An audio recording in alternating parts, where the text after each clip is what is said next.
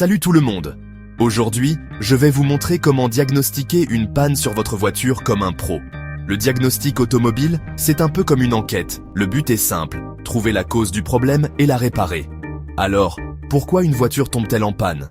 Les causes peuvent être multiples, mauvaise utilisation, usure normale, entretien négligé, ou même un défaut de conception. Pour trouver la panne, il faut 3 éléments essentiels, des connaissances, de l'expérience et un bon esprit d'analyse. Commençons par les étapes clés du diagnostic mécanique. Première étape, recueillir les informations. Avant de plonger sous le capot, il faut comprendre ce que ressent le client. Quels sont les symptômes? Dans quelles conditions apparaissent-ils? Depuis quand le problème est-il présent? Le client doit remplir une fiche de diagnostic pour fournir un maximum d'informations.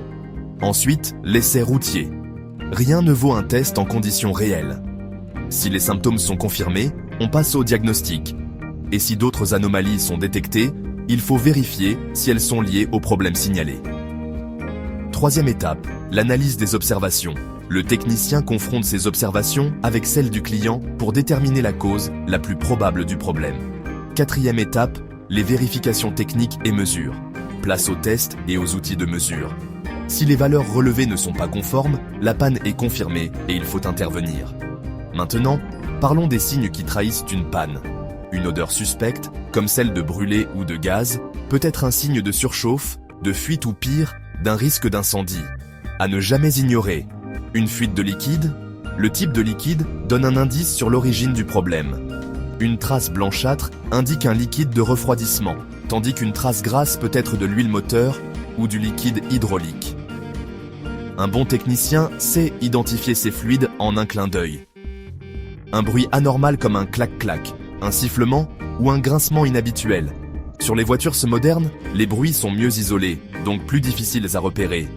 Un stéthoscope mécanique peut aider à identifier la source du bruit.